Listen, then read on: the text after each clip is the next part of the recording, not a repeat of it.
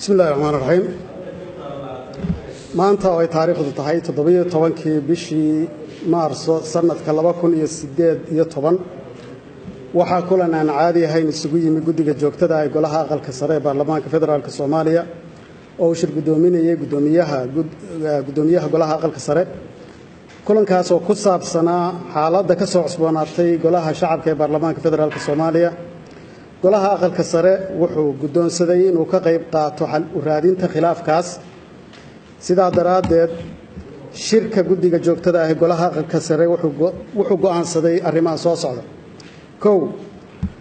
guddiga joogtada ah ee golaha aqalka sare wuxuu ugu baaqayaa dhammaan qaybaha kala gedisan ee bulshada Soomaaliyeed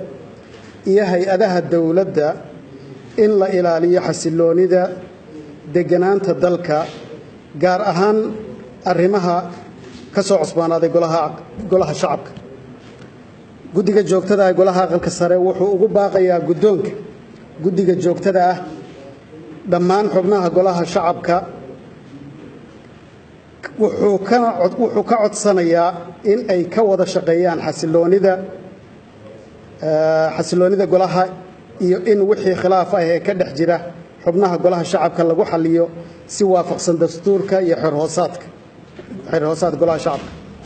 guddiga joogtada ah ee golaha aqalka sare wuxuu gudoonsaday isagoo gudanaya waajibaadkiisa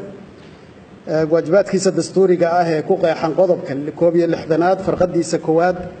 in uu magacaabo guddi ka qayb qaata xalinta khilaafka soo kala dhex galay golaha shacabka guddigaasi waxay kala yihiin